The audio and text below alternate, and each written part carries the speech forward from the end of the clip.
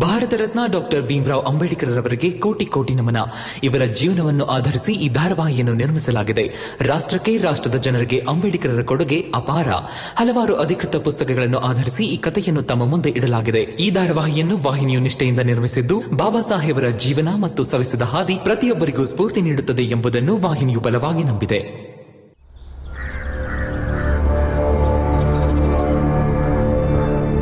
ಧ್ರುವ ಕಣ್ಬಿಡು, ಧ್ರುವ ಕಣ್ಬಿಡು, ಧ್ರುವ.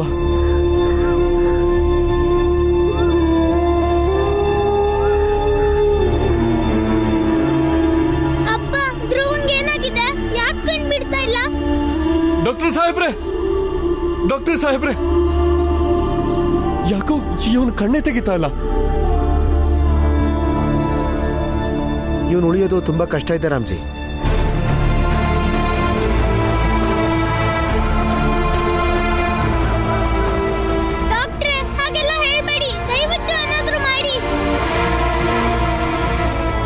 ಬೇಡ ಡಾಕ್ಟರ್,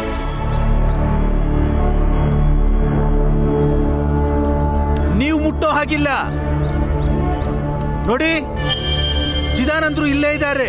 ಇವರು ತಂದೆಯಾಗಿದ್ರು, ಸಮಾಜ ಮತ್ತು ಜಾತಿಗಾಗಿ ಇಷ್ಟೆಲ್ಲ ನೋಡ್ಕೊಂಡು ಸುಮ್ಮನೆ ನಿಂತಿದ್ದಾರೆ ಅಂದ್ಮೇಲೆ ನೀವು ಸುಮ್ಮನೆ ನೋಡ್ಕೊಂಡಿರ್ಬೇಕಷ್ಟೇ, ಮುಟ್ಟೋ ಹಾಗಿಲ್ಲ.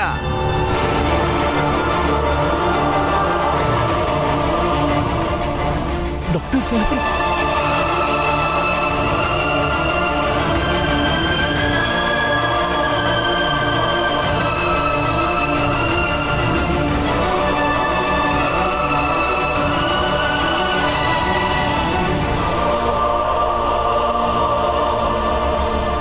ಬಾಲಣ್ಣ ಇಲ್ಲೇ ಕೂತಿದ್ಯಾ? ಧ್ರುವ ಬದುಕೋ ತರ ಕಾಣಿಸ್ತಿಲ್ಲ. ನಡಿ, ಕ್ಷಮಿಸ್ಬಿಡು ಅವನ್ನ ಬಾಲಣ್ಣ. ಬಾಲಣ್ಣ, ಯಾವುದೇ ಕ್ಷಣದಲ್ಲಾದ್ರೂ ಧ್ರುವ ನಮ್ನ ಬಿಟ್ಟು ಹೋಗ್ಬೋದು. ಅವನಲ್ಲಿಂದ ಬಂದಿರೋದೇ ನಿನ್ ಹತ್ರ ಕ್ಷಮೆ ಕೇಳಕ್ಕೆ. ಬಾಲಣ್ಣ, ಅವ್ನ್ ನಮ್ ರಕ್ತ ಹಂಚ್ಕೊಳ್ದೆ ಇರ್ಬೋದು, ಆದ್ರೆ ಅವನು ನಮ್ ತಮ್ಮನ್ ತರ ತಾನೆ. ನಿನ್ನ ಗುರು ಅನ್ಕೊಂಡಿದ್ದಾನೆ. ಅವ್ರಪ್ಪ ಅವನ್ ತಲೆ ಕೆಡ್ಸಿ ಅವನ್ನ ಕಳ್ಸಿದ್ದಾರೆ ಅಂತ ಗೊತ್ತಾಗಿದ್ದಿದ್ರೆ ಅವನ್ ಖಂಡಿತ ಬೊಂಬೈಗೆ ಹೋಗ್ತಿರ್ಲಿಲ್ಲ. ಬಾಲಣ್ಣ, ಇಷ್ಟು ಸಣ್ಣ ಮನ್ಸವನಾಗ್ಬೇಡ. ಈಗ ಅವ್ರಪ್ಪ ಅಪ್ಪನ ತಪ್ಪಿಗೆ ಮಗನ ಶಿಕ್ಷೆನಾ? ಬಾಲಣ್ಣ, ಬಾ ಅಣ್ಣ. ಧ್ರುವ ಬದುಕೋ ತುಂಬಾನೇ ಕಷ್ಟ. ಎದ್ ಬಾ ಅಣ್ಣ. ಅಣ್ಣ, ಬಾಲಣ್ಣ, ಬಾಲಣ್ಣ.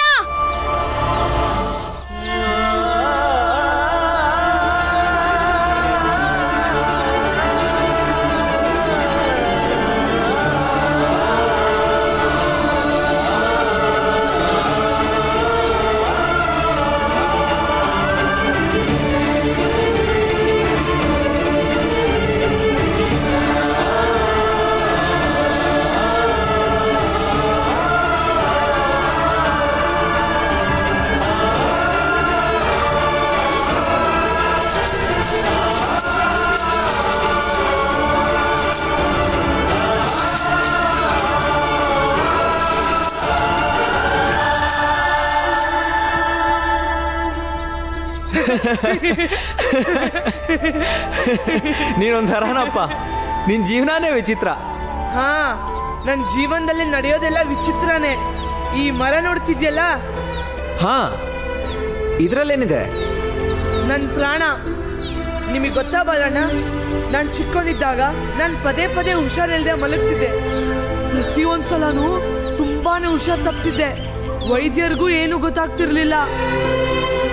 ಆದ್ರೆ ನಮ್ಮಮ್ಮ ಈ ಬೇವಿನ ಮರದ ಎಲೆನ ಅರಿಶಿಣದಲ್ಲಿ ಮಿಶ್ರಣ ಮಾಡಿ ಎದೆ ಮೇಲೆ ಹಚ್ತಿದ್ರಂತೆ. ಹಾಗೆ ಮಾಡಿದ ಕೂಡ್ಲೆ ಸರಿ ಹೋಗ್ತಿದ್ನಂತೆ. ಆಗ ನಿಮ್ಮಮ್ಮ ಏನ್ ಹೇಳ್ತಿದ್ರು? ನಮ್ಮಮ್ಮ ಹೇಳ್ತಿದ್ರು, ನನ್ನ ಹೃದಯ ಮೆತ್ತಿಗೆ ಸಿಹಿಯಾಗಿದೆ ಅಂತ. ಬಹುಶಃ ಈ ಬೇವಿನೆಲೆ ನನ್ನ ಸಿಹಿ ಹೃದಯನ ಸ್ವಲ್ಪ ಕಹಿ ಮಾಡ್ಬೋದೇನೋ, ಮತ್ತೆ ಅರ್ಶನ ನನ್ನ ಹೃದಯನ ಗಟ್ಟಿ ಮಾಡ್ಬೋದು. ಆದ್ರೆ ಈಗ ನನ್ಗನ್ಸ್ತಿದೆ, ಅದು ನಮ್ಮಮ್ಮನ ಪ್ರೀತಿ ತುಂಬಿರೋ ಮಧ್ಯೆ ಅದೇ ವಾಸಿ ಮಾಡ್ತಿದ್ದು ಇರಬಹುದು. ಎಲ್ಲಾ ತಾಯಂದ್ರಿಗೂ ಅವ್ರ ಮಕ್ಕಳನ್ನ ಹೆಂಗ್ ಕಾಪಾಡ್ಕೋಬೇಕು ಅಂತ ಗೊತ್ತಿರುತ್ತೆ. ಹುಷಾರಿಲ್ದಾಗ ನಮ್ಮಮ್ಮ ನನ್ಗೆ ಶುಂಠಿ ಚೂರು ತಿನ್ನಿಸ್ತಾರೆ.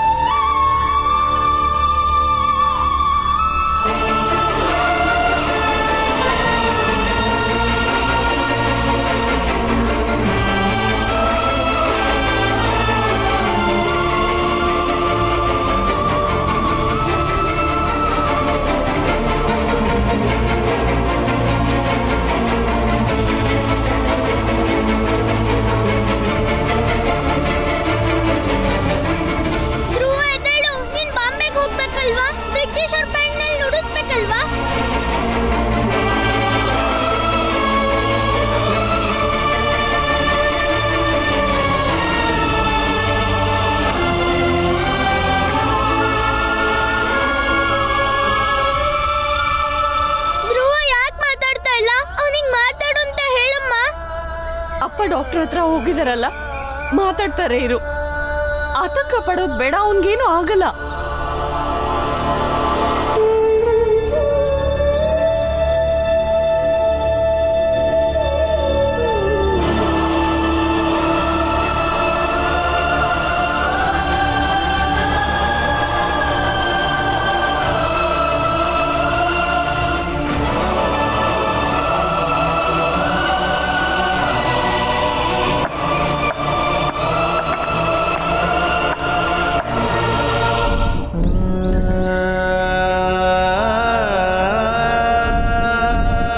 ಆನಂದ, ಅರ್ಶನ ಕೊಡು. ಮುಖ ಏನ್ ನೋಡ್ತಿದ್ಯಾ? ಬೇಗ ಕೊಡು.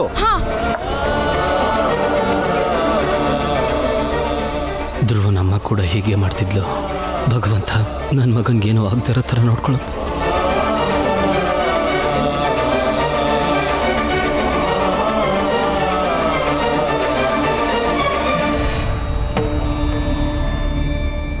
ಇದೇನು ಹೊಸ ನಾಟಕ ಶುರು ಹಚ್ಕೊಂಡಿದ್ದಾರೆ? ಅವ್ರು ಏನ್ ಮಾಡ್ತಾರೋ ಮಾಡ್ಲಿ. ಹೇ ದೇವ್ರೆ, ಹೇಗಾದ್ರೂ ಮಾಡಿ ನನ್ನ ಧ್ರುವನ್ನ ಉಳಿಸ್ಕೊಡು.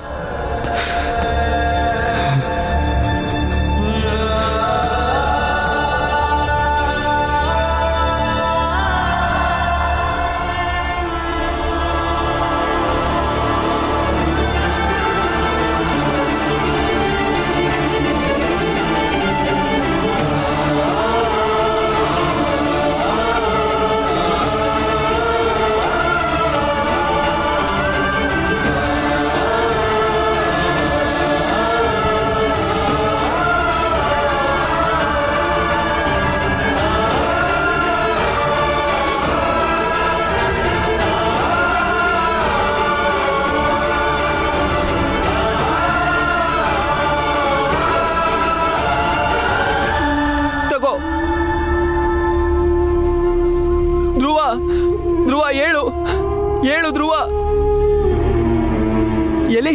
ಎಲ್ಲಿ ನಮ್ಗೆಲ್ಲ ಹೇಳು. ಬ್ರಿಟಿಷ್ ಬ್ಯಾಂಡ್ ಅಲ್ಲಿ ಹೇಗ್ ಬಾರಿಸ್ತಿದೆ ಅಂತ ಹೇಳು ಧ್ರುವ.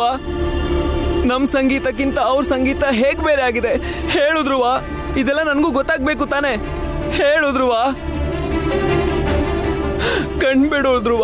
ಅದು ಹೇಗ್ ನಮ್ಮನ್ನೆಲ್ಲ ಬಿಟ್ಟು ಹೋಗ್ತೀಯ ನೀನು? ಹೇಳು, ಕಣ್ಬಿಡು.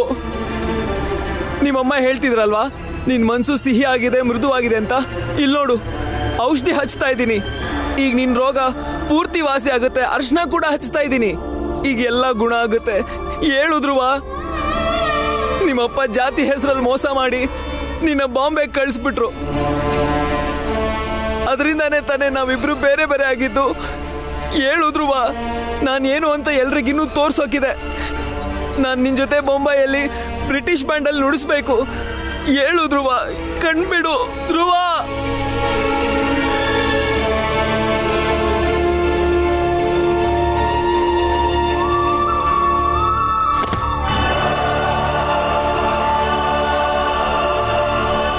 ಚಿದಾನಂದ್ರ, ಸಮಾಧಾನ ಮಾಡ್ಕೊಳ್ಳಿ ಚಿದಾನಂದ್ರ.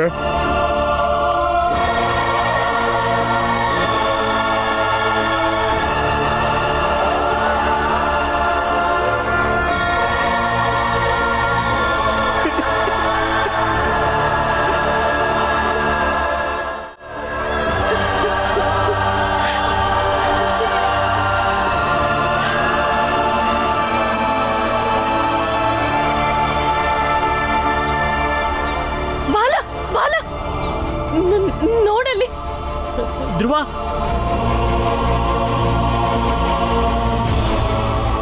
ಡಾಕ್ಟರ್ ಸಾಹೇಬ್ರೆ, ಧ್ರುವನ್ ಜ್ಞಾನ ಬಂದಿದೆ. ಬನ್ನಿ ಬೇಗ ನೋಡಿ ಇವನ್ನ. ಬೇಡ ಡಾಕ್ಟರ್, ಸರ್ಕೋ. ನೀವನ್ನ ಮುಟ್ಟ ಹಾಗಿಲ್ಲ. ಆಗ್ಲೇ ಹೇಳಿದ್ದೆ ತಾನೇ, ಅರ್ಥ ಮಾಡ್ಕೊಳ್ಳಿ. ಡಾಕ್ಟ್ರೆ, ನನ್ ಗೆಳೆಯನ್ನ ಉಳಿಸ್ಕೊಡಿ. ನಿಮಗ್ ಕೈ ಮುಗ್ದು ಕೇಳ್ಕೊಂತೀನಿ, ನನ್ ಧ್ರುವನ್ನ ಉಳಿಸ್ಕೊಡಿ. ಕ್ಷಮಿಸಿ ಪಂಡಿತ್ರೆ, ನಾನು ಮೇಲ್ಜಾತಿಗೆ ಸೇರಿದವನೇ, ಆದ್ರೂ ನಾನೊಬ್ಬ ಡಾಕ್ಟ್ರು. ನನ್ನ ಕಣ್ಣೆದುರಿಗೆ ಒಬ್ಬ ರೋಗಿ ಸಾಯೋದನ್ನು ನೋಡ್ಕೊಂಡು ಕೂರೋದಕ್ಕಾಗಲ್ಲ. ಒಬ್ಬ ರೋಗಿನ ರಕ್ಷಿಸೋದು ನನ್ನ ಮೊದಲ ಕರ್ತವ್ಯ. ನಾನೇ ಖುದ್ದಾಗಿ ಇಂಜೆಕ್ಷನ್ ಕೊಡ್ತೀನಿ, ಉಳಿದಿದ್ದು ದೇವ್ರಿಗೆ ಬಿಟ್ಟಿದ್ದು.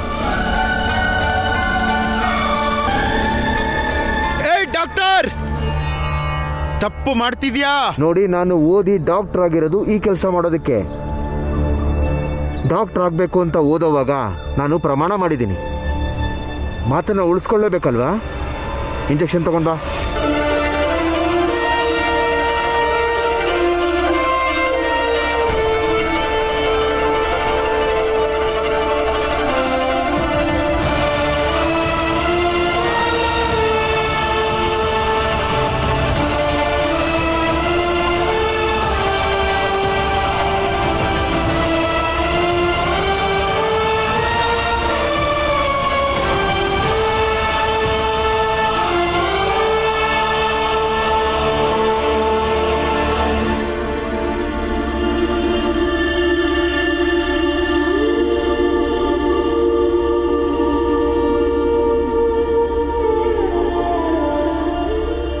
ಅಮ್ಮ, ಹುಷಾರಾಗೆ ಆಗ್ತಾನೆ.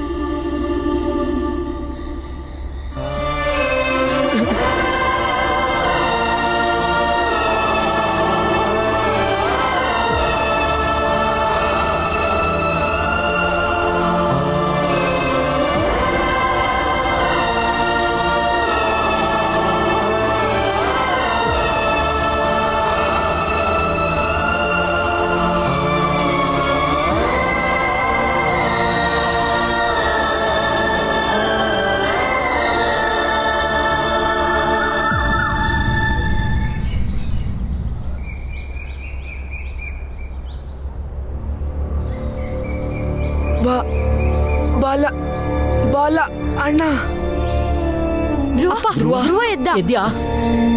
ಹುಷಾರಾಗಿದ್ಯಾ? ದಯವಿಟ್ಟು ನನ್ನ ಕ್ಷಮಿಸ್ಬಿಡಿ.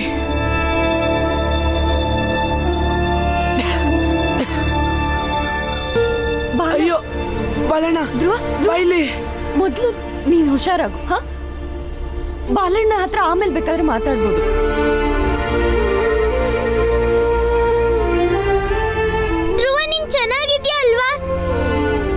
ವಿಶ್ರಾಂತಿ ಪಡೀಲಿ ಬಿಡು. ಅವನು ಜ್ಞಾನ ಬಂದಿದೆ ಅಂದ್ಮೇಲೆ ಹುಷಾರಾದ ಅಂತಾನೆ.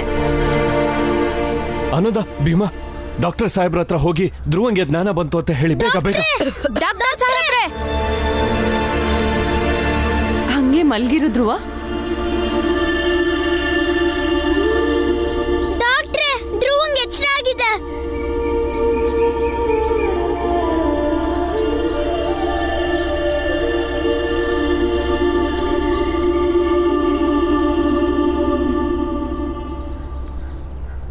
ಬಾಲ, ಧ್ರುವಂಗೆ ಜ್ಞಾನ ಬಂದಿರೋದಕ್ಕೆ ಔಷಧಿನೂ ಕಾರಣನೇ. ಆದರೆ ಕೆಲವು ಸಲ ಭಾವನೆಗಳು ಕೆಲಸ ಮಾಡುತ್ತೆ. ಡಾಕ್ಟರ್ ಆಗಿ ನಂಗಿದು ಅರ್ಥ ಆಗುತ್ತೆ. ನೀನು ಮಾಡಿದ್ದು ಚಮತ್ಕಾರ ಅಲ್ಲದೆ ಇರ್ಬೋದು, ಆದರೂ ಅದು ಅದ್ಭುತನೇ. ಬಹಳ ವರ್ಷಗಳಿಂದ ನಾನು ಈ ವೃತ್ತಿಲಿದ್ದೀನಿ. ಎಷ್ಟೋ ಸಲ ರೋಗಿ ಹುಷಾರಾಗ್ತಾನೆ, ಆದರೆ ಯಾವ ಔಷಧಿಯಿಂದ ಹುಷಾರಾದ ಅಂತ ನಮಗೆ ಗೊತ್ತೇ ಆಗಲ್ಲ. ಇವತ್ತು ಬಹುಶಃ ಅದೇ ಆಗಿದೆ. ಕೊನೆಯದಾಗಿ ನಾವು ಸಂತೋಷ ಪಡೋದು ಯಾಕೆ ಅಂತಂದ್ರೆ ಧ್ರುವ ಹುಷಾರಾದ ಅಂತ.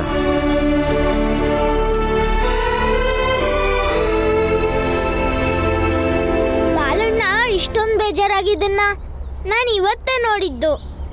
ಅಂದ್ರೆ ನಿನ್ ಮಾತಿನ ಅರ್ಥ ಕಲ್ಹೃದಯನ ನಂಗಿರೋದು? ಕೆಲವು ಸಲ ನಂಗೂ ಹಾಗೆ ಅನ್ಸಿತ್ತು ಬಾಲಣ್ಣ. ಕಲ್ಹೃದಯದವನ್ ಜೊತೆ ಯಾಕೆ ನಿಂತಿದ್ಯಾ? ಆ ಕಡೆ ಹೋಗು. ಉಪಕಾರ ಆಯ್ತು ಅಂತ ಹೇಳಕ್ ನಿಂತೆ. ನೀನ್ ನನ್ ಗೆಳೆಯನ್ ಜೀವ ಉಳಿಸ್ದೆ. ಇನ್ನು ನೀವ್ಯಾರು ಆತಂಕ ಪಡೋ ಅವಶ್ಯಕತೆ ಇಲ್ಲ. ಕ್ರಮೇಣ ಸರಿ ಹೋಗ್ತಾನೆ. ನಿಂಗ್ ಮಾತ್ರ ಅವನ್ ಸ್ನೇಹಿತನಾ? ನಂಗೇನು ಅಲ್ವಾ? ಹೇಳು ಮತ್ತೆ, ನಿನಗೇನಾಗ್ಬೇಕು? ತಮ್ಮ ಅಂತೂ ಅಲ್ಲ, ಆದ್ರೆ ತಮ್ಮಂಗಿಂತ ಯಾವ್ದ್ರಲ್ಲೂ ಕಮ್ಮಿ ಇಲ್ಲ.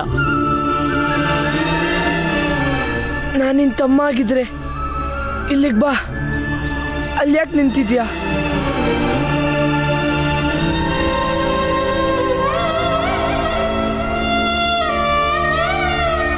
ಧ್ರುವ, ನಿಂಗೆ ಗೊತ್ತಾ, ನಿನ್ ಜ್ಞಾನ ತಪ್ಪಾಗ ಬಾಲಣ್ಣ ತುಂಬಾ ಸಂಕಟಪಟ್ಟ.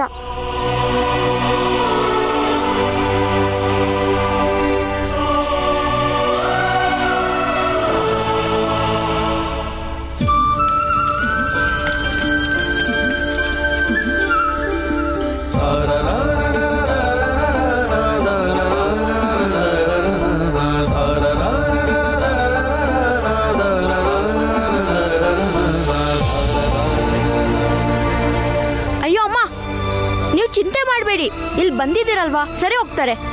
ಅಲ್ಲಿ ನಮ್ ಧ್ರುವನ್ ನೋಡಿ ಹೇಗ್ ಸರಿ ಆದ ಅಂತ.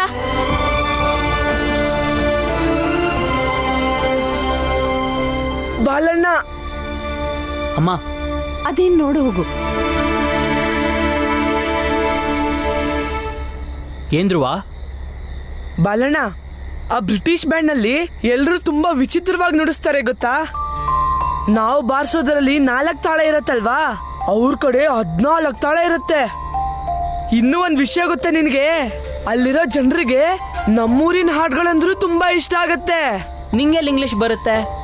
ಅವರಲ್ಲಿ ಇಂಗ್ಲಿಷ್ ಅಲ್ಲಿ ಬ್ಯಾಂಡ್ ಬಾರಿಸ್ತಿದ್ರೆ ನೀನೇನ್ ಮಾಡ್ತಾ ಇರ್ತೀಯ ಅಲ್ಲಿ ನಿಂತ್ಕೊಂಡು?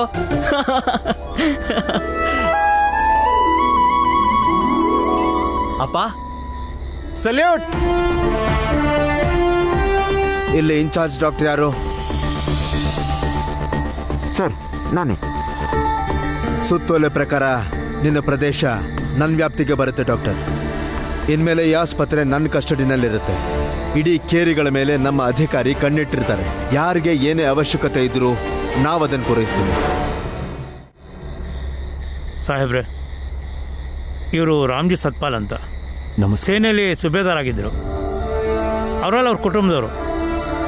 ಈ ಪ್ಲೇಗ್ ಮಹಾಮಾರಿ ಸ್ಫೋಟ ಆದಮೇಲೆ ಅವರು ಮತ್ತು ಅವ್ರ ಕುಟುಂಬದ ಜನ ಜೀವ ಉಳಿಸೋದಕ್ಕೆ ಸತತ ಪ್ರಯತ್ನ ಮಾಡ್ತಾ ಇದ್ದಾರೆ. ಬ್ರಿಟಿಷ್ ಸರ್ಕಾರ ಅವ್ರಿಗೆ ಕೃತಜ್ಞತೆ ಹೇಳಬೇಕು ಅನ್ನೋದು ನನ್ನ ಅಭಿಪ್ರಾಯ ಸಾಹೇಬ್ರೆ. ಹಾ, ಖಂಡಿತ. ನೀವು ತುಂಬ ಒಳ್ಳೆ ಕೆಲಸ ಮಾಡಿದ್ದೀರಾ. ನಿಮ್ಮ ಶ್ರಮದಿಂದ ಸಾಕಷ್ಟು ಜನರ ಪ್ರಾಣ ಉಳಿದಿದೆ. ಇದ್ರ ಬಗ್ಗೆ ನಾವು ಮೇಲಧಿಕಾರಿಗಳ ಹತ್ರ ಖಂಡಿತ ಮಾತಾಡ್ತೀವಿ. ಧನ್ಯವಾದಗಳು. ಡಾಕ್ಟರ್ ಸಾಹೇಬ್ರೆ, ನಿಮ್ಮ ಹತ್ರ ಸ್ವಲ್ಪ ಮಾತಾಡಬೇಕು.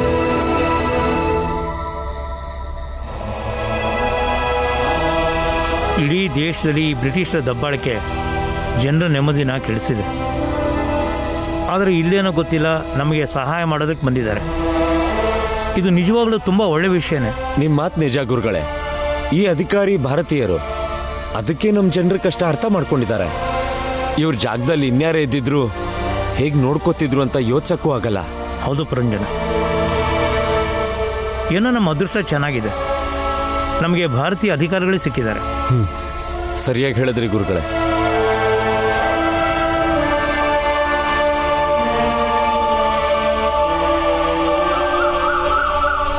ಈ ರಾಮ್ಜಿ ಸಕ್ಪಾಲ್ ಅಷ್ಟು ಸಾಮಾನ್ಯ ಅಲ್ಲ. ಈ ಮಹಾಮಾರಿನ ಸರಿಯಾಗಿ ಉಪಯೋಗಿಸ್ಕೊಂಡ. ನಮ್ಮ ಜನರನ್ನ ಆಸ್ಪತ್ರೆಗೆ ಕರ್ಕೊಂಡು ಹೋಗಿದ ಮಾತ್ರಕ್ಕೆ ಎಲ್ಲರೂ ಉಳ್ಕೊಂಡು ಬಿಟ್ರು ಅಂತಲ್ಲ, ಆದ್ರೆ ನಮ್ಮವರ ಮನಸ್ಸಲ್ಲಿ ಒಳ್ಳೆ ಭಾವನೆ ಮೂಡಿರುತ್ತೆ. ಈ ರಾಮ್ಜಿ ಸಕ್ಪಾಲ್ ಅವನ ಮಗ ಭೀಮ್ರಾವ್ ಎಲ್ಲರನ್ನ ಉಳಿಸೋಕೆ ಪ್ರಯತ್ನ ಪಟ್ರು ಅನ್ನೋದು ಉಳ್ಕೊಂಡು ಬಿಡತ್ತೆ. ಚಿದಾನಂದ್ರೆ ಅನಾಹುತ ಆಗೋಯ್ತು, ಅನಾಹುತ. ಈಗೇನಾಯ್ತು? ಚಿದಾನಂದ್ರೆ ಆ ಬ್ರಿಟಿಷ್ ಅಧಿಕಾರಿ ಇದಾರಲ್ಲ, ಅವರು ಇಷ್ಟರಲ್ಲೇ ರಾಮ್ಜಿ ಸಕ್ಪಾಲ್ಗೆ ಸನ್ಮಾನ ಮಾಡಬಹುದು. ಅವ್ರು ಹೇಳ್ತಾ ಇದ್ರು, ರಾಮ್ಜಿ ನೀವು ತುಂಬಾ ಒಳ್ಳೆ ಕೆಲಸ ಮಾಡ್ತಿದ್ದೀರಾ ಅಂತ. ಚಿದಾನಂದ್ರೆ, ಒಂದ್ ವೇಳೆ ರಾಮ್ಜಿ ಸಕ್ಪಾಲ್ಗೆ ಸನ್ಮಾನ ಆಯ್ತು ಅನ್ಕೊಳ್ಳಿ, ಅವನೆಲ್ರೂ ಮುಂದೆ ನಾಯಕ ಆಗೋಗ್ತಾನೆ. ನಾವೇನಾದ್ರೂ ಮಾಡ್ಲೇಬೇಕು. ಏನಾದ್ರೂ ಮಾಡಿ ಆ ರಾಮ್ಜಿ ಸಕ್ಪಾಲ್ಗೆ ಆಗೋ ಸನ್ಮಾನನ ತಪ್ಪಿಸ್ಲೇಬೇಕು. ಅದು ನಾವಲ್ದೆ ಇನ್ಯಾರು ಮಾಡೋದಿಕ್ ಸಾಧ್ಯನೇ ಇಲ್ಲ. ನಾವೇನಾದ್ರೂ ಮಾಡ್ಲೇಬೇಕು ಚಿದಾನಂದ್ರೆ, ಏನಾದ್ರೂ ಮಾಡ್ಲೇಬೇಕು. ಸನ್ಮಾನ ಮಾಡ್ಲಿ ಬಿಡು. ಸ್ವಾತಂತ್ರ್ಯಕ್ಕೋಸ್ಕರ ಹೋರಾಟ ಮಾಡ್ತಾ ಇದ್ದಾರಲ್ಲ, ಅವ್ರಿಗೆ ವಿಷಯ ಮುಟ್ಸೋಣ. ಆ ರಾಮ್ಜಿ ಬ್ರಿಟಿಷರಿಂದ ಸನ್ಮಾನ ಮಾಡಿಸ್ಕೊತಿದ್ದಾನೆ ಅಂತ. ಕ್ರಾಂತಿಕಾರಿಗಳಿಗೆ ಪರಂಗಿಗಳ ಪರ ನಿಂತೋರ್ ಮೇಲೆ ತುಂಬಾ ಕೋಪ ಇದೆ. ಇನ್ ಸನ್ಮಾನ ಮಾಡಿಸ್ಕೊಳ್ಳೋರ್ನ ಸುಮ್ಮನೆ ಬಿಡ್ತಾರ? ಮತ್ತೆ ಪರಂಗಿಗಳಿಂದ ಸನ್ಮಾನ ಮಾಡಿಸ್ಕೊಳ್ಳೋದಕ್ಕೂ ಮಾಡೋದಕ್ಕೂ ಇನ್ನೂ ತುಂಬಾ ಸಮಯ ಇದೆ.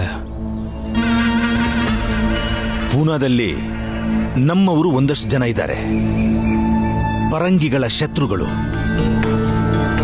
ಪರಂಗಿಗಳು ಪ್ಲೇಗ್ ಹೆಸರಲ್ಲಿ ನಮ್ಮನೆಗಳಿಗೆ ನುಗ್ಗಿ ನಮ್ಮ ರೋಗಿಗಳಿಗೆ ಇಂಗ್ಲಿಷ್ ಔಷಧಿ ಕೊಡ್ತಿದ್ದಾರೆ. ಅದನ್ನ ಪ್ರಾಣಿಗಳ ರಕ್ತ ಮತ್ತೆ ಮಾಂಸಗಳಿಂದ ಮಾಡಿರ್ತಾರೆ. ಅದರ ವಿರುದ್ಧ ನಮ್ಮವರು ಪರಂಗಿಗಳಿಗೆ ಶತ್ರುಗಳಾಗಿದ್ದಾರೆ. ಬ್ರಿಟಿಷರು ಹೀಗೆಲ್ಲ ಮಾಡಿ ನಮ್ಮ ಧರ್ಮಕ್ಕೆ ಅಪಚಾರ ಮಾಡ್ತಿದ್ದಾರೆ ಅನ್ನೋದೇ ಅವರ ನಂಬಿಕೆ. ಈ ವಿಷಯನ ಅವರ ಕಿವಿಗೆ ಮುಟ್ಸಿದ್ರೆ ಸಾಕು, ರಾಮ್ಜಿ ಸಕ್ಪಾಲ್ ಪರಂಗಿಗಳ ಕಟ್ಟಾಳು ಅಂತ ಹೇಳಿದ್ರು ಸಾಕು, ಅವರು ಖಂಡಿತ ರಾಮ್ಜಿ ಸಕ್ಪಾಲ್ನ ಬಿಡಲ್ಲ.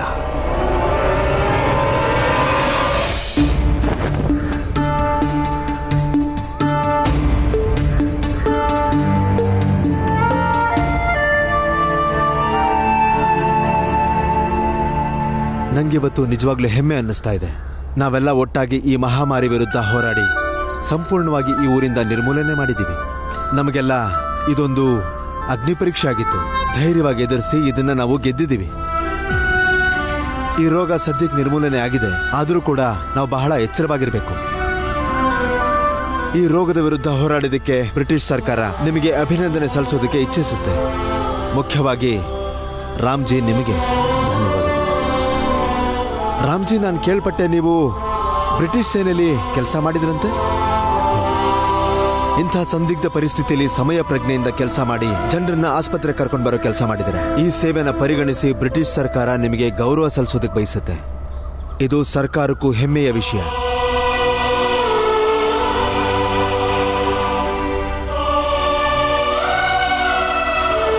ನೋಡಿ, ನಾನೇನೆಲ್ಲ ಮಾಡಿದ್ನೋ ನಾನೊಬ್ನೇ ಮಾಡಿದ್ದಲ್ಲ. ಇಡೀ ಊರೇ ನನ್ನ ಜೊತೆಗಿತ್ತು. ಜಾತಿ ಭೇದಗಳನ್ನ ಮರೆತು ಈ ಮಹಾಮಾರಿ ವಿರುದ್ಧ ಹೋರಾಟ ಮಾಡಿದ್ವಿ. ನೀವು ಸನ್ಮಾನ ಮಾಡಲೇಬೇಕು ಅಂತಿದ್ರೆ ಇಡೀ ಊರೇ ಈ ಗೌರವಕ್ಕೆ ಪಾತ್ರವಾಗುತ್ತೆ. ಇಂಥ ಮಹಾಮಾರಿ ವಿರುದ್ಧ ಒಬ್ಬ ನಾಯಕನಿಂದ ಮಾತ್ರ ಅಲ್ಲ, ಇಡೀ ಜನರ ಕೈ ಜೋಡಿಸಿದ್ರೆ ಹೋರಾಡಬಹುದು.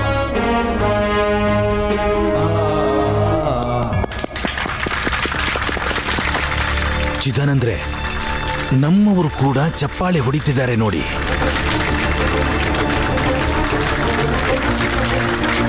ಈ ರಾಮ್ಜಿ ಮಹಾನ್ ಬುದ್ಧಿವಂತ.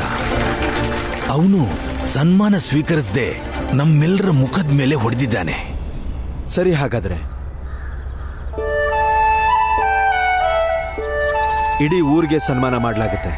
ಸನ್ಮಾನದ ರೂಪದಲ್ಲಿ ಈ ವರ್ಷ 10% ತೆರಿಗೆ ವಿನಾಯಿತಿ ಕೊಡ್ತಿದ್ದೀನಿ.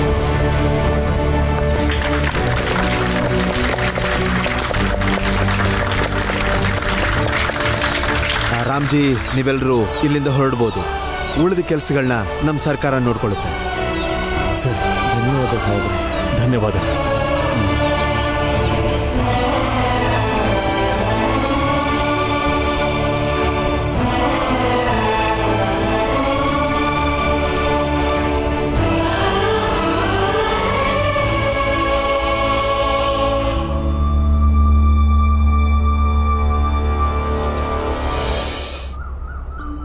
ನೋಡಿದ್ರುವ, ನೀನು ಹೋಗಿ ಆರಾಮಾಗಿ ಮಲ್ಕೋ.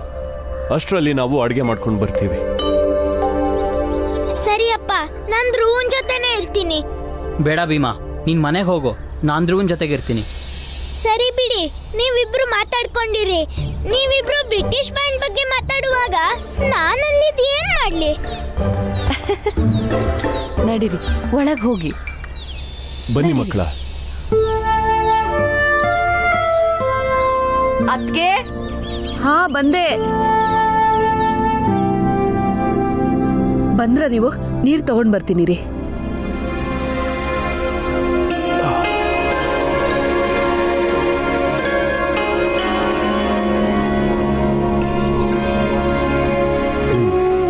ಎಲ್ರೂ ಹುಷಾರಾಗಿದ್ದೀರಾ? ಸದ್ಯಕ್ಕೆ ಪ್ಲೇಗ್ ಕೂಡ ಕಮ್ಮಿ ಆಗಿದೆ.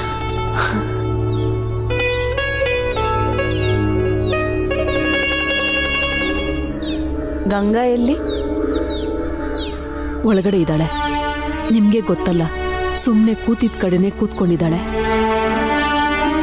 ನಾನು ಮಾತಾಡ್ಸೋಕೆ ಎಷ್ಟೇ ಪ್ರಯತ್ನ ಪಟ್ರು ಯಾವುದಕ್ಕೂ ಉತ್ತರ ಕೊಡ್ತಿಲ್ಲ.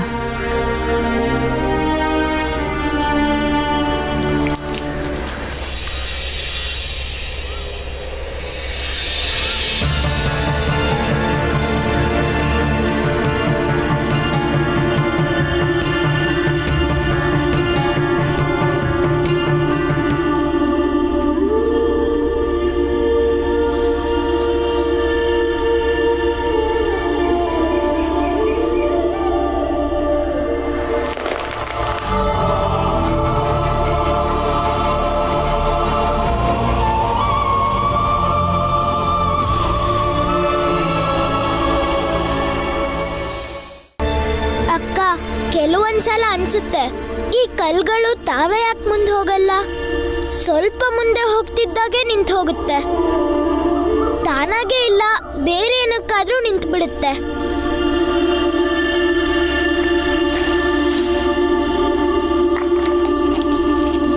ನಮ್ ಜೀವನ ಇದೆಯಲ್ಲ ಹಾಗೇನೆ ಅಕ್ಕ, ಎಲ್ಲ ನಾವ್ ಅನ್ಕೊಂಡ ಹಾಗೆ ಆಗೋದಿಲ್ಲ. ಬಹುಶಃ ಈ ಜಗತ್ತು ಇರೋದೇ ಹೀಗೆ ಅನ್ಸುತ್ತೆ. ನಮ್ಮ ಅಕ್ಕನ ಸಂತೋಷವಾಗಿ ಇಟ್ಕೊಳ್ಳೋದ್ರಲ್ಲಿ ನಾನು ಸೋತಿದ್ದೀನಿ. ನಿನ್ನ ನೋವನ್ನು ಹಂಚ್ಕೊಳಕ್ಕಂತೂ ಆಗಲ್ಲ, ಆದ್ರೆ ಇಂಥ ನೋವಲ್ಲಿ ನಿನ್ ಜೊತೆಗೆ ಇರ್ತೀನಿ. ಅದಕ್ಕೆ ಈ ಪ್ರಯತ್ನಗಳೆಲ್ಲ.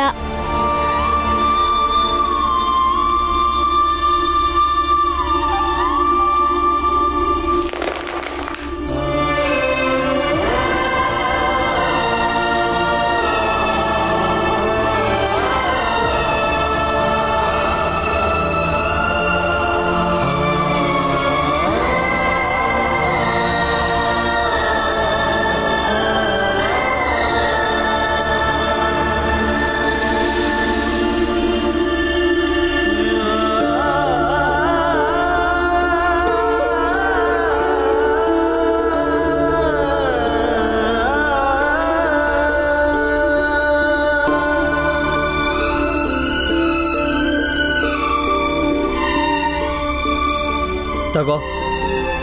ಬಾಲಣ್ಣ, ನಾನಿನ್ ಬೊಂಬೈಗೆ ಹೋಗಲ್ಲ. ನನ್ನ ಬದಲು ನೀನೇ ಹೋಗು. ಇಲ್ಲ ಧ್ರುವ, ನೀನೇ ಹೋಗು. ನಾನು ಮುಂದೊಂದು ದಿನ ಬರ್ತೀನಿ. ಕಲೆಗೆ ಯಾವುದೇ ಜಾತಿ ಇಲ್ಲ ಅನ್ನೋದನ್ನ ಸಾಬೀತುಪಡಿಸಿದ ನಂತರನೇ ಬರ್ತೀನಿ. ನನ್ನ ಮೇಲೆ ಕೋಪ ಕಮ್ಮಿ ಆಗಿಲ್ವಾ? ಈಗಲಾದ್ರೂ ನನ್ನ ಕ್ಷಮಿಸು. ಇಲ್ಲ ಧ್ರುವ, ನನಗೆ ನಿನ್ನ ಮೇಲೆ ಕೋಪ ಇಲ್ಲ. ಮುಂಚೆನೂ ಕೋಪ ಇರಲಿಲ್ಲ. ನನ್ನ ಜಾತಿ ಮೇಲೆ ನನಗೆ ಜಿಗುಪ್ಸೆ ಬಂದಿತ್ತಷ್ಟೇ. ಆದರೆ ಅಪ್ಪ, ಅಮ್ಮ, ಭೀಮಾ ಎಲ್ಲರೂ ನಂಗೆ ಅರ್ಥ ಮಾಡಿಸಿದ್ರು. ಆ ಹುರುಪು ಮತ್ತೆ ಬಂದಿದೆ. ನಮ್ಮ ಜಾತಿಲಿ ಬಿಟ್ಟಾಕು. ಆದಷ್ಟು ಬೇಗ ಹುಷಾರಾಗಿ ಬೊಂಬೈಗೆ ಹೊರಡು. ಕೆಲಸ ಮಾಡ್ತಿದ್ರೆ ತಾನೇ ಹೇಗೆ ನಡೀತಿದೆ ಅಂತ ನನಗೂ ಸ್ವಲ್ಪ ಹೇಳಕ್ ಸಾಧ್ಯ, ಅಲ್ಲೇನೇನು ನಡೀತಿದೆ ಅಂತ. ಇನ್ನೊಂದು ವಿಷಯ ಬಾಲಣ್ಣ, ಬೊಂಬೈನಲ್ಲಿ ಸಮುದ್ರ ತುಂಬಾ ಚೆನ್ನಾಗಿದೆ. ನಾನು ಅನ್ಕೋತಿದ್ದೆ ಸಮುದ್ರ ದಡದಲ್ಲಿ ನಾವಿಬ್ರು ಸೇರ್ಕೊಂಡು ಸಂಗೀತ ನುಡ್ಸಿದ್ರೆ ಚೆನ್ನಾಗಿರತ್ತೆ. ಹಾಗಾದ್ರೆ ನಾನು ಕುಣಿತಿರ್ತೀನಿ. ಡಿಂಗಡಿಗ ಡಿಂಗಡಿಗ ಡಿಂಗಡಿಗ. ಅಲ್ಲಿ ನೋಡಿದ್ರೆ ಸಂತೋಷದಿಂದ ಕುಣಿತಿದಾರೆ. ನಮ್ಗಿಲ್ಲಿ ಹೊಟ್ಟೆಗೆ ಬೆಂಕಿ ಬಿದ್ದಿದೆ. ಬುದ್ಧಿ ಕಲ್ಸೋದ್ ಹೇಗೆ ಅಂತಾನೆ ಗೊತ್ತಾಗ್ತಿಲ್ಲ. ಯಾವ ಉಪಾಯನೂ ಕೈಗೂಡ್ತಿಲ್ಲ. ಉಪಾಯ ಕೈಕೊಟ್ಟಾಗ್ಲೇ ಆಚಾರಗಳು ಕೈ ಹಿಡಿಯೋದು. ನಮ್ ಕಡೆಯವ್ರನ್ನೆಲ್ಲ ಒಂದ್ ಕಡೆ ಸೇರಿಸಿ ಎಲ್ಲರಿಂದನೂ ನಾವು ಪ್ರಮಾಣ ಮಾಡಿಸ್ಕೊಳ್ಳೋಣ.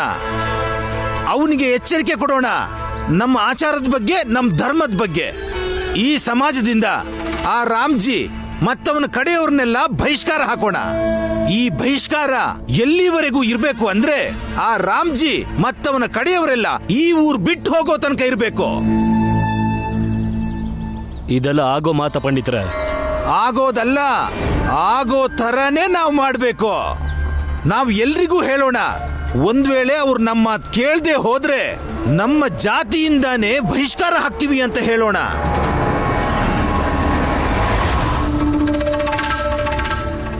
ಚಿದಾನಂದ್ರೆ, ಪಂಡಿತರ ಮಾತು ಸರಿಯಾಗಿದೆ.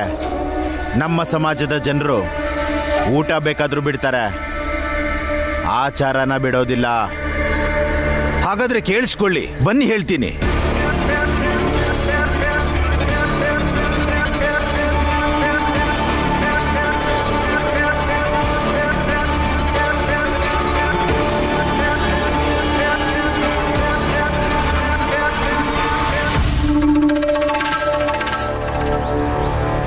ಕೇಳ್ರಪ್ಪೋ ಕೇಳಿ,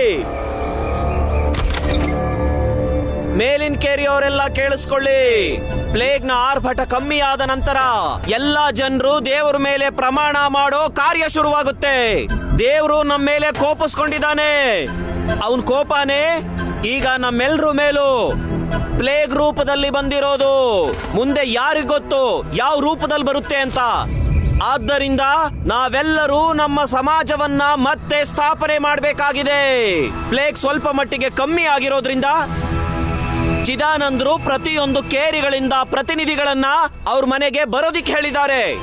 ಯಾರು ಆರೋಗ್ಯವಾಗಿದ್ದಾರೋ ಅವರು ಇವತ್ತು ಸಂಜೆನೆ ಚಿದಾನಂದ್ರ ಮನೆಗೆ ಬರ್ಬೇಕಂತೆ ಕಣ್ರಪ್ಪೋ. ಕೇಳಿ ಕೇಳಿ ಕೇಳಿ, ಗಮನ ಇಟ್ಟು ಕೇಳಿ. ಸಮಾಜದ ರಕ್ಷಣೆಗಾಗಿ ಮೇಲಿನ ಕೇರಿಯವರು ಇವತ್ತು ಸಂಜೆ ಚಿದಾನಂದ್ರ ಮನೆಗೆ ಬರಲೇಬೇಕು. ದೇವರ ಕೋಪಕ್ಕೆ ಪರಿಹಾರ ಕಂಡು ಹಿಡಿಯೋ ಸಲುವಾಗಿ ವಿಚಾರ ಮಂಥನ ನಡೆಯುತ್ತೆ. ಮೇಲಿನ ಕೇರಿಯವ್ರಿಗೆ ಮಾತ್ರ ಅವಕಾಶ. ಕೇಳಿ ಕೇಳಿ ಕೇಳಿ, ಗಮನ ಇಟ್ಟು ಕೇಳಿ. ಅಪ್ಪ ಇವ್ರು ಏನ್ ಹೇಳ್ತಿದ್ದಾರೆ? ಇದು ಮಣ್ಣೆರ್ಚೋ ಆಟ. ಈ ಜನಕ್ಕೆ ಸೋಲೋ ಭಯ ಬಂದಾಗ್ಲಿಲ್ಲ. ಹೀಗೇನೆ ಆಚಾರ ವಿಚಾರ ಅಂತ ನಾಟಕ ಶುರು ಮಾಡ್ಬಿಡ್ತಾರೆ. ಈ ಸಲ ಅದೇನು ಹೊಸ ನಾಟಕ ಶುರು ಮಾಡ್ತಾರೋ ಗೊತ್ತಿಲ್ಲ.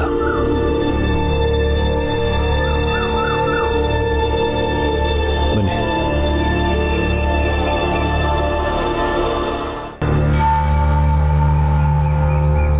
ನಮಸ್ಕಾರ. ನೀವು ಬಂದಿದ್ದು ಖುಷಿ ಆಯಿತು. ನೀವೆಲ್ಲ ನಮ್ಮ ಸಮಾಜದ ಮೇಲಿನ ಕೇರಿಯವರು. ಅಂದ್ರೆ ಬೇರೆಯವ್ರಿಗಿಂತ ನೀವು ಬುದ್ಧಿವಂತರು ಅಂತ. ಅದಕ್ಕೆ ನಮಗೆ ನಂಬಿಕೆ ಇದೆ ನಿಮ್ಮನ್ನ ಯಾರು ಯಾಮಾರಿಸೋದಕ್ಕಾಗಲ್ಲ ಅಂತ. ಮತ್ತೆ ಯಾರಿಂದನೋ ನಿಮ್ಮ ದಾರಿನ ತಪ್ಸೋದಕ್ಕಾಗಲ್ಲ. ಅವ್ರ ಜನರೇ ದಾರಿ ತಪ್ಸಕ್ ನೋಡ್ತಿದ್ದಾರೆ ಚಿದಾನಂದ್ರೆ. ಯಾರು ನಂಬೋದು, ಯಾರನ್ನ ಬಿಡೋದು, ಅದೇ ಯೋಚನೆ ಮಾಡ್ತಿದ್ದೆ. ಊರೆಲ್ಲ ಡಂಗುರ ಸಾರ್ಕೊಂಡು ಊರ್ನವ್ರನ್ನೆಲ್ಲ ಒಂದೇ ಕಡೆ ಸೇರಿಸಿ ಏನೋ ಮಸ್ಲತ್ ನಡೀತಿದೆ ಅಂತ. ಚಿದಾನಂದ್ರೆ, ಪಂಡಿತರ ಮುಂದಾಳತ್ವದಲ್ಲಿ ನಿಮ್ಮ ಅನುಭವದ ಮಾತುಗಳಿಂದ ನಮಗೆ, ನಮ್ಮ ಇಡೀ ಸಮಾಜಕ್ಕೆ ಮಾರ್ಗದರ್ಶನ ಮಾಡ್ಬೇಕು ನೀವು. ನಮ್ಮ ಆಚಾರಗಳಿಂದ ಹೊರಗಡೆ ಹೋಗೋರು ನಮ್ಮ ಸಮಾಜ, ಜಾತಿ, ಆಚಾರ, ಪರಂಪರೆಗಳಿಗೆ ಶತ್ರುಗಳಾಗ್ತಾರೆ. ಇಂಥವ್ರಿಗೆಲ್ಲ ಮಣಿ ಹಾಕ್ಬೇಡಿ. ಏನಂತೀರ ಅಣ್ಣಂದ್ರ?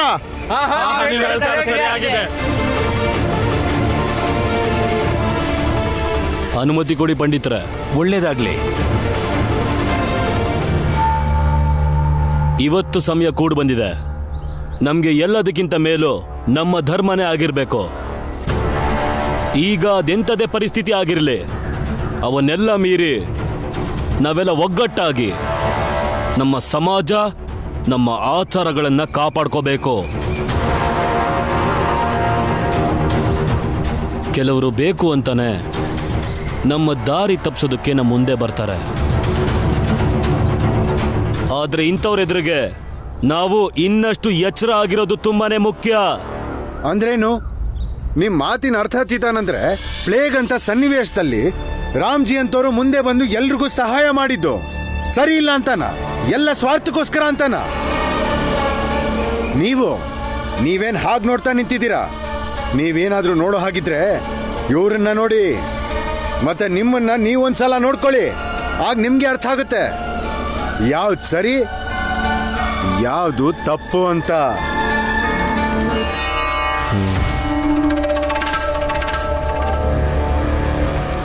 ಏ ಪರೇಶ, ಯಾವಾಗ್ಲೂ ನಮ್ಮ ವಿರುದ್ಧ ಮಾತಾಡ್ತಿರ್ತೀಯ. ನಾವೇನ್ ಸುಮ್ನೆ ಇರ್ಬೇಕಾ?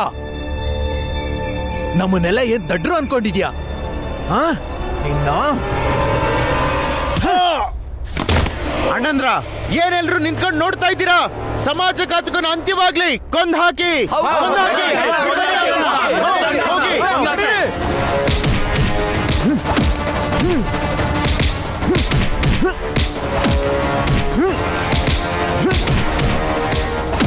ಇವಾಗ ಸರಿ ಹೋಯ್ತಾ ಪಂಡಿತ್ರ? ಪಕ್ಕ.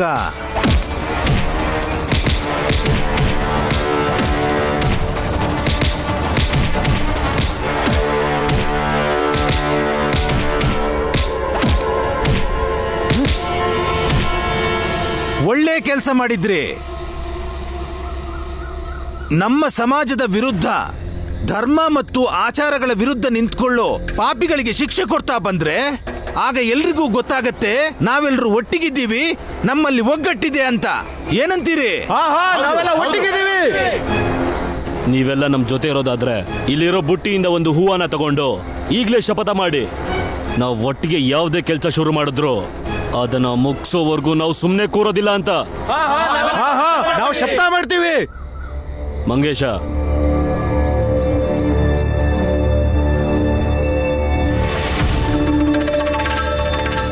ತಗೊಳ್ಳಿ. ಎಲ್ರಿಗೂ ಒಂದೊಂದು ಹೂವು ಕೊಡು.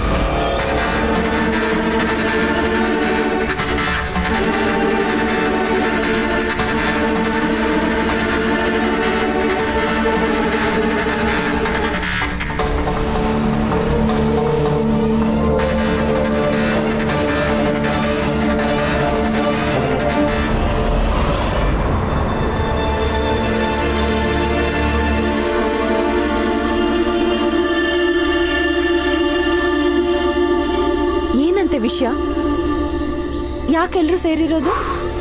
ಹ ಮತ್ತೇನ್ ಶುರು ಮಾಡ್ಕೊತಿದ್ದಾರೆ ಅವರು? ಹೇಳಿ.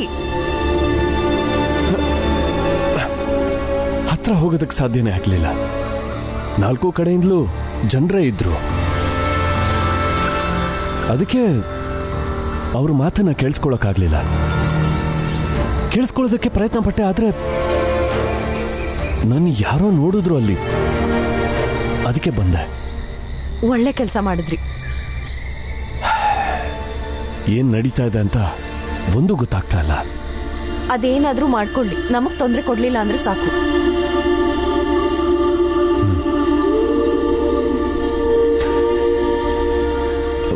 ಈ ಭೀಮಾ ಮತ್ತೆ ಮಕ್ಕಳೆಲ್ಲ ಎಲ್ಲೋದ್ರು? ಅದೆಲ್ಲಿ ಭೀಮಾ ಅಲ್ಲಿಗೆ ಹೋಗ್ತಾನೋ ಅನ್ನೋ ಭಯ ಇತ್ತು. ಅದಕ್ಕೆ ಏನೋ ಕೆಲಸ ಕೊಟ್ಟಿದ್ದೀನಿ. ಸರಿಯಾಗಿ ಮಾಡಿದೆ. ಕೈಕಾಲ್ ಮುಖ ತೊಳ್ಕೊಳ್ಳಿ, ಚಹಾ ಕೊಡ್ತೀನಿ. ಮಹಾಜನಗಳೇ, ನಾಳೆ ಇಲ್ಲಿಗೆ ವಾಯಿಯಿಂದ ಬಾರ್ಬರಿ ಗುರುಗಳೇ ಬರ್ತಾ ಇದ್ದಾರೆ. ಅವ್ರು ಬಂದು ನಮ್ಮ ಭ್ರಮೆ ಹಿಡಿದಿರೋ ಮನಸ್ಸನ್ನ ಮತ್ತೆ ಶುದ್ಧ ಮಾಡಿ ನಮ್ಗೆ ಸರಿಯಾದ ದಾರಿನ ತೋರಿಸ್ತಾರೆ. ಭ್ರಷ್ಟವಾಗಿರೋ ಈ ಸಮಾಜವನ್ನ ಮತ್ತೆ ಶುದ್ಧಿ ಮಾಡಿ ಅದಕ್ಕಿರೋಂಥ ಗೌರವನ ಮತ್ತೆ ಪಡೆಯೋ ಹಾಗೆ ಮಾಡ್ತಾರೆ. ಅದಕ್ಕಾಗಿನೇ ನಾವೆಲ್ಲ ಒಟ್ಟಿಗೆ ಸೇರಿ ಅವ್ರ ಸ್ವಾಗತಕ್ಕೆ ತಯಾರಿ ಮಾಡ್ಕೊಳ್ಳೋಣ. ನಾವೆಲ್ಲ ಶಪಥ ಮಾಡೋಣ.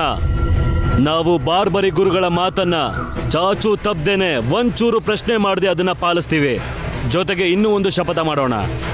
ನಮ್ಮ ಜಾತಿಗಾಗಿ, ನಮ್ಮ ಸಮಾಜದ ರಕ್ಷಣೆಗಾಗಿ ನಾವೇನ್ ಮಾಡೋದಕ್ಕೂ ತಯಾರಿದ್ದೀವಿ ಅಂತ ನಾವು ಶಪಥ ಮಾಡೋಣ.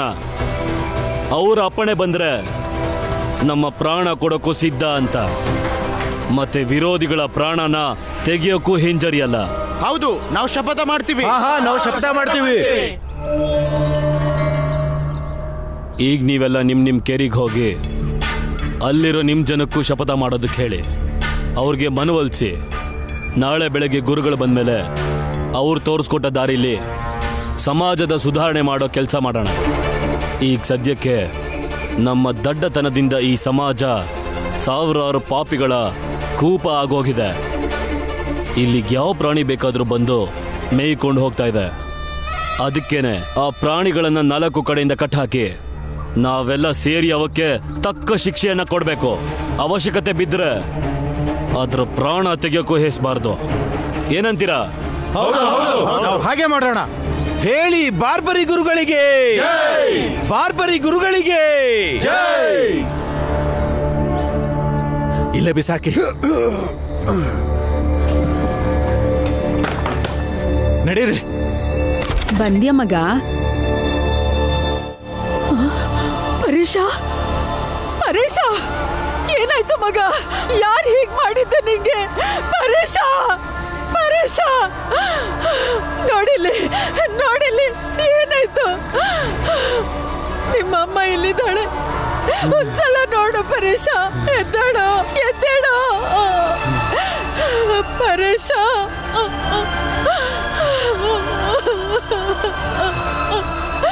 ಎದ್ದೇಳು.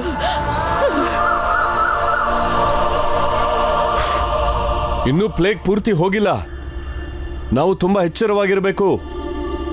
ಬರೀ ಎಚ್ಚರವಾಗಿರೋದಷ್ಟೇ ಅಲ್ಲ, ನಮ್ ಕೆಲಸನ ಮಾಡ್ಕೊಂಡು ಹೋಗ್ತಿರ್ಬೇಕು.